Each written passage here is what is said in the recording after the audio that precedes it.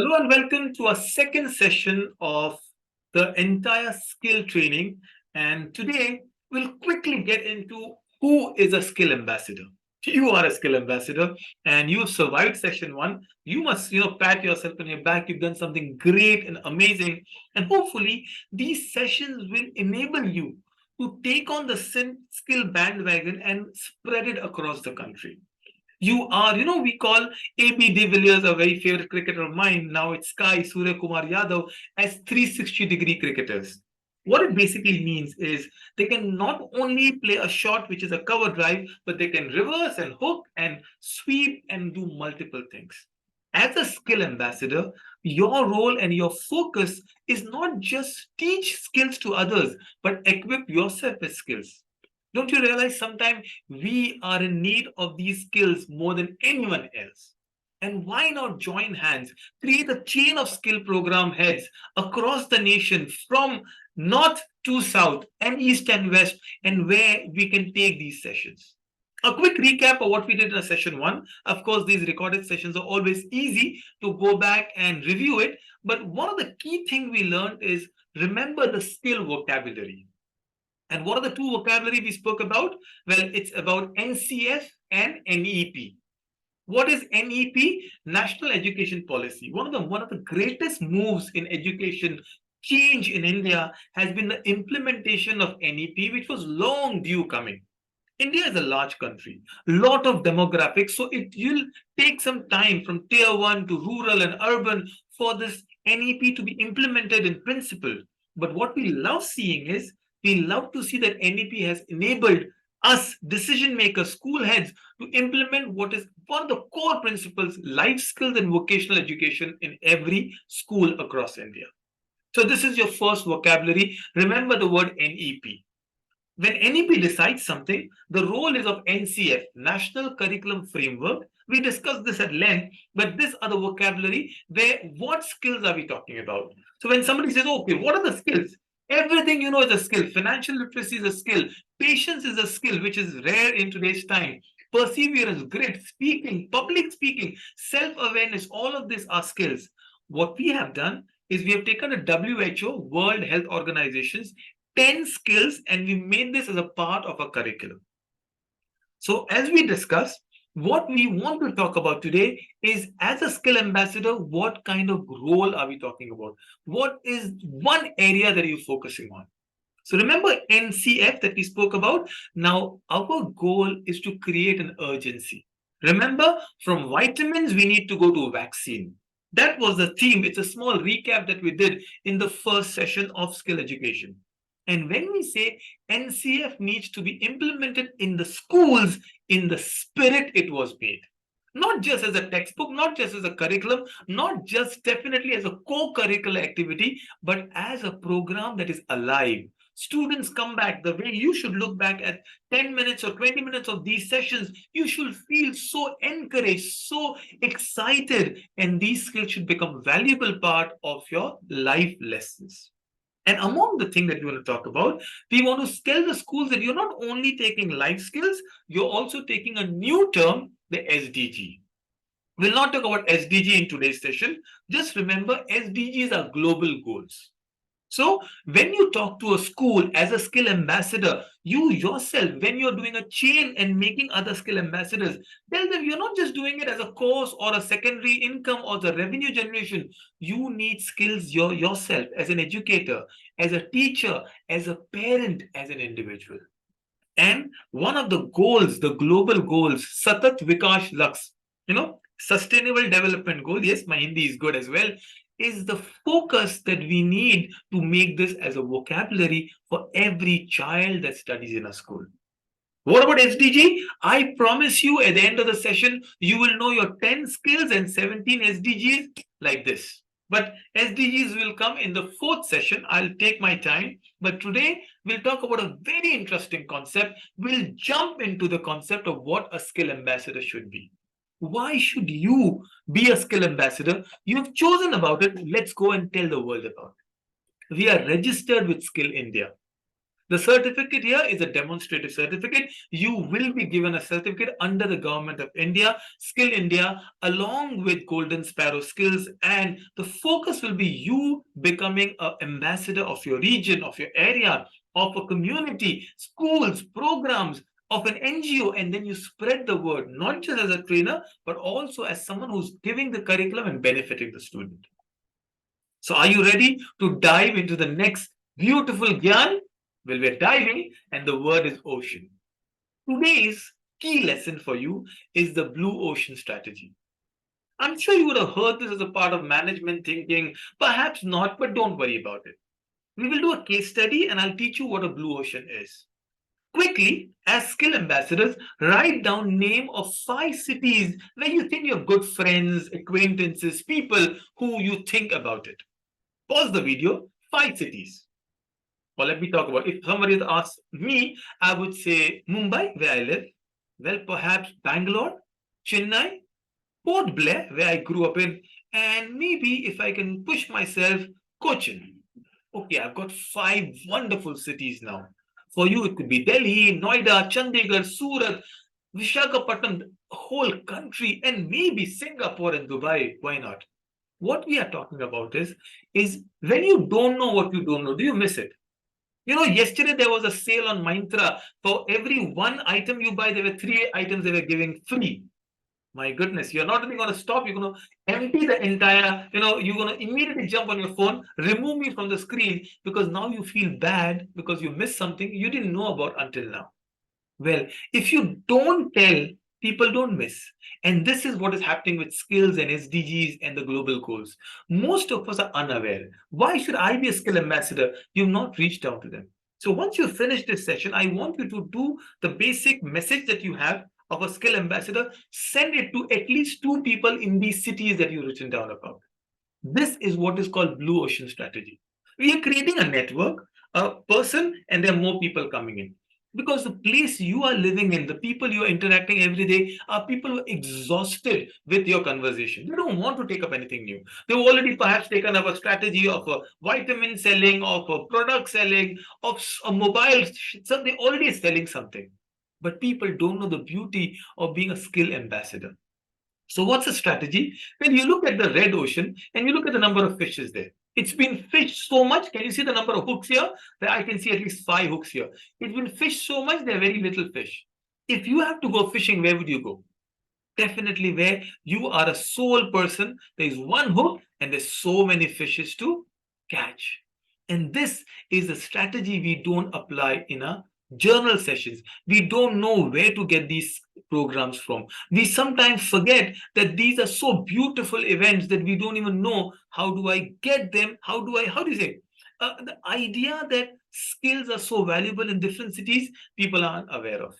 So let me unshare it and share it again so that you can see me and you can say, we are going into blue ocean strategy into places. Somebody said a new place where your sister is, go tell them about this and make them skill ambassadors.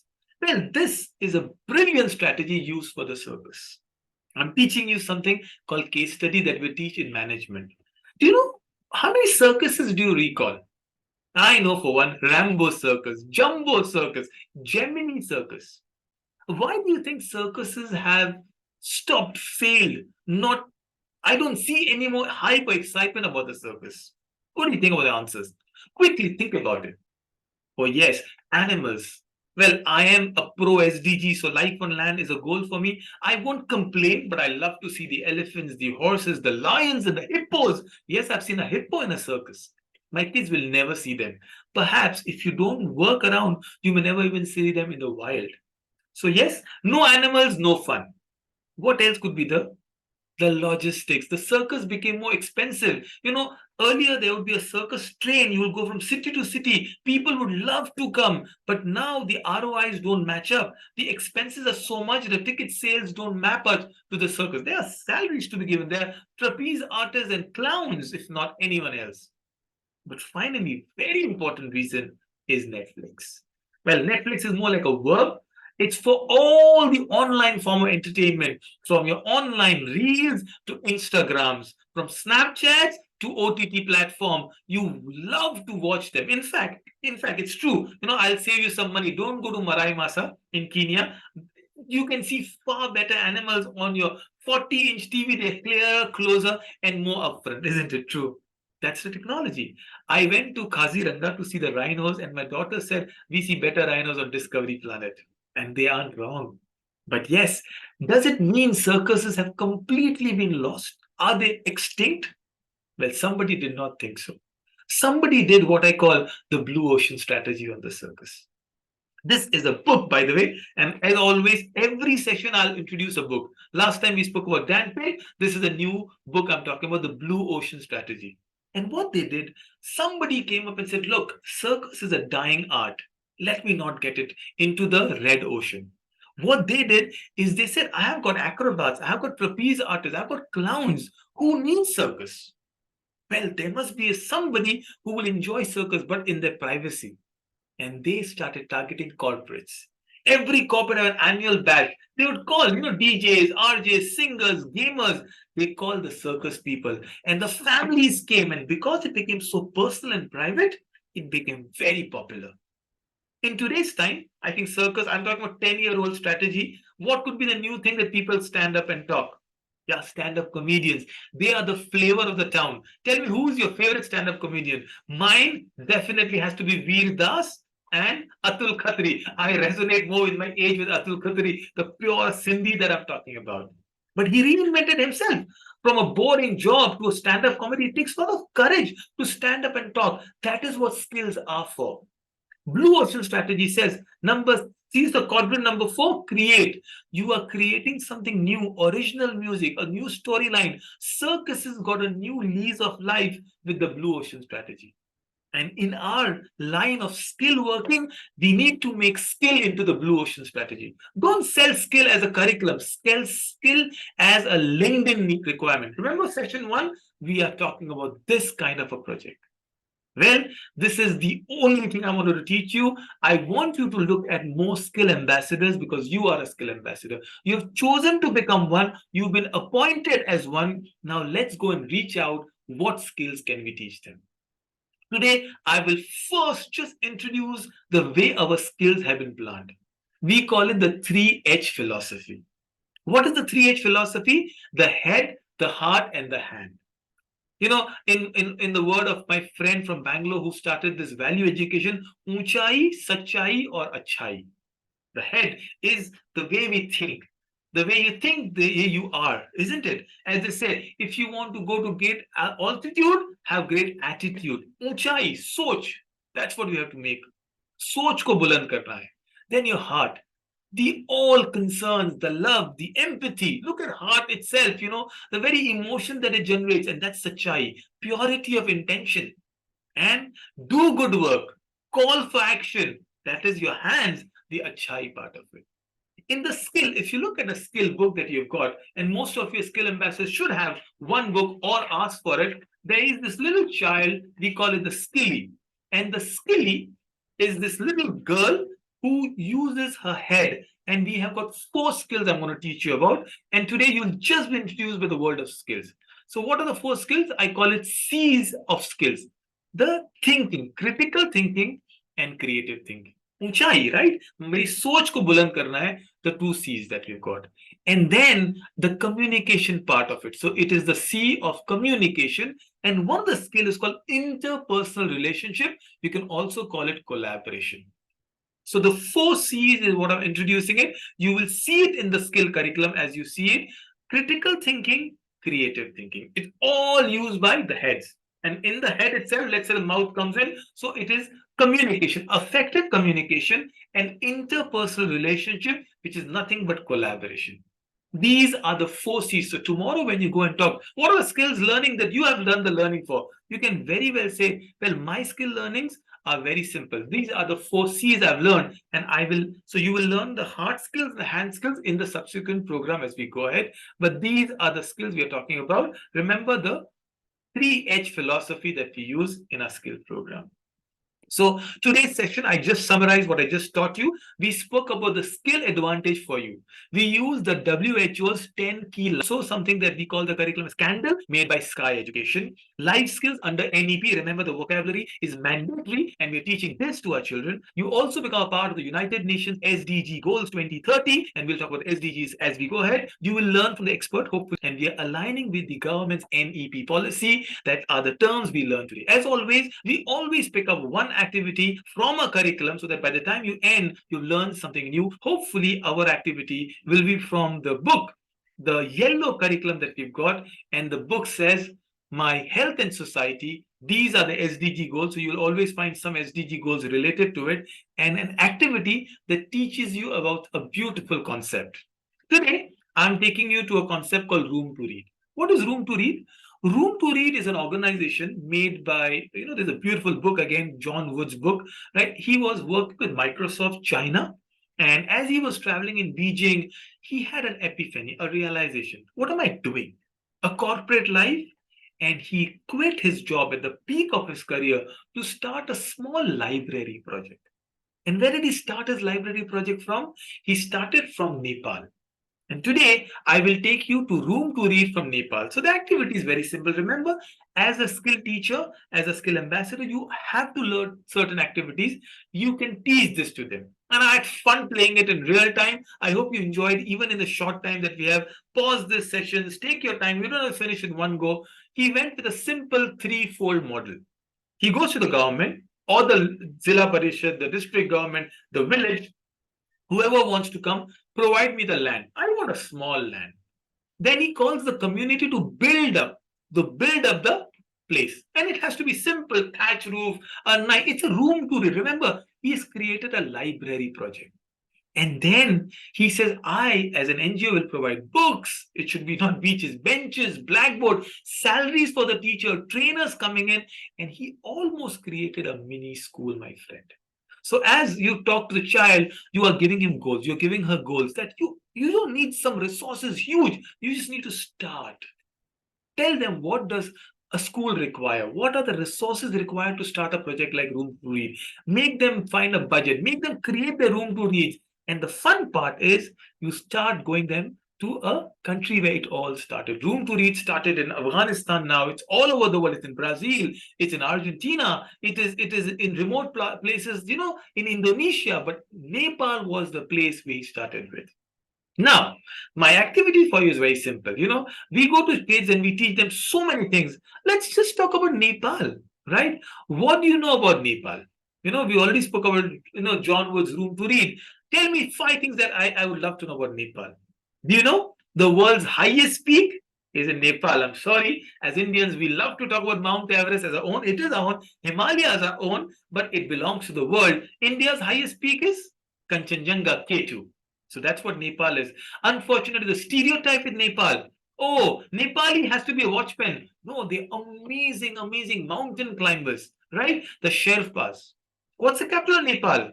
Kathmandu. Fantastic. What's unique about Nepal? The only country with a triangular flag. We just learned our skills right now. Go ahead, make this as an activity with your family, with your friends, in your classroom, with your co-teachers. It's what we do. And the last question is, what's the national animal of Nepal? Amazing, isn't it? We really wouldn't think about it. And it's a cow. Yes, it's a cow and we wouldn't know about it. So how much animals do we know? What about neighbors? India's national animal? Yeah, I hope you know. It's the tiger.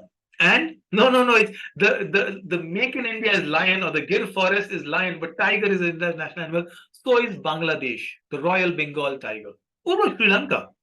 No, Sri Lanka is an elephant. Yes. Bhutan, maybe a yak.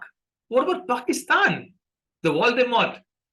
Yes, Pakistan, it's a goat. Well, not an ordinary goat. I wouldn't make fun of it. It's a mountain goat. It's called Markhur, right? Like the same thing like Qatar. Qatar has ibex as a national animal. We just learn so much. And the last activity, Think, if you are setting up a library, a room to read, a school in Nepal, what would you name it? And that is an activity we finish our book with. This is how it's written. The children write the names and you must create. This is how we create tagline, ad agencies, people. And I got some creative names: the Himalayan Conquerors, the Sherpa Readers.